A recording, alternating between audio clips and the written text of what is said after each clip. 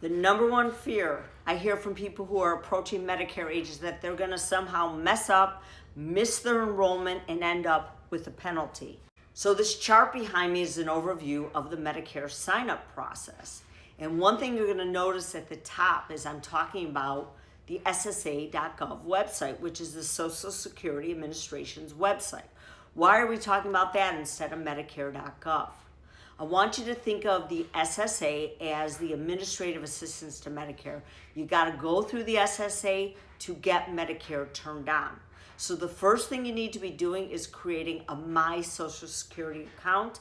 That way you get verified so that if you want to do an online application, which is typically what I recommend you do, you've already been verified and you're able to access their website to do it. You also could call the SSA, set up a phone call for the future, and you could do your application that way over the telephone. For those of you who are already taking your Social Security the 6 months leading up to your 65th birth month, you don't have to follow these steps above because you're going to be automatically enrolled. You'll get the card in the mail probably 3 months before your 65th birth month, and at that point you can decide whether or not you're actually keeping Medicare.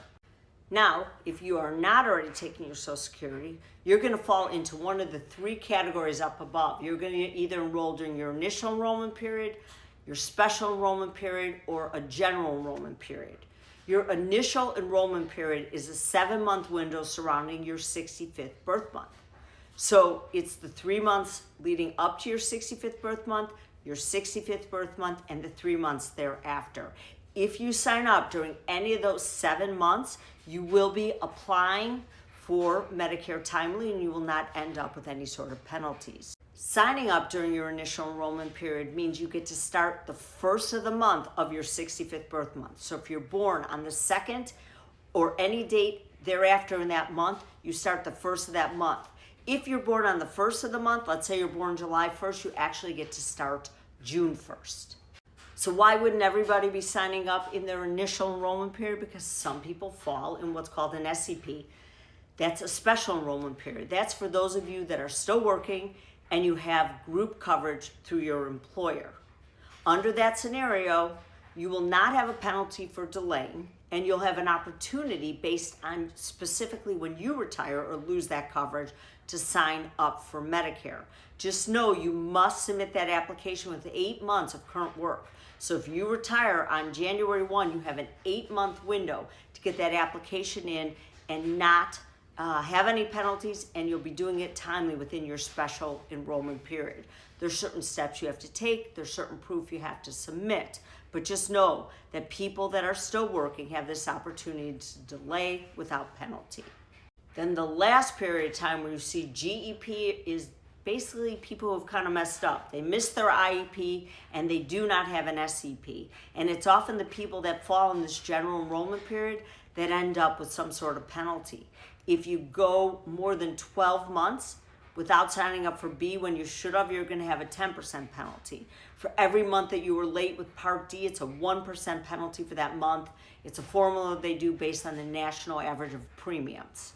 But the bottom line is the GEP, there's a set period of time where you can do this sign up. It's between January 1st and March 31st of each year. And whatever month you sign up in, so if you sign up January 1st, you start February 1st. If you sign up February 1st, March 1st, etc. So the GEP is something you want to avoid. You may or may not have penalties. It's all going to depend on how big of a delay you had. But just know it's a special time period. You can't do the GEP any time of year. Now, once you have signed up during your IEP, SEP, or GEP, your work is not done. What you've done at that point is you've just signed up for A and you've signed up for B. And then the next thing you have to think about is which path are you going to go? Are you going to stick with the federal government program and go to Original Medicare and consider getting a Medicare supplement policy and a Part D prescription drug plan? Or are you going to have it all combined into one plan and go to Medicare Advantage Part C? Now, as I mentioned, through the Social Security Administration, you sign up for A and B. When it comes to a supplement and a D plan, an agent can help you with that. An agent also can help you with the enrollment in a Part C plan. But just know you don't do the supplement, D or C, when you are going through the process up above I described through the Social Security Administration.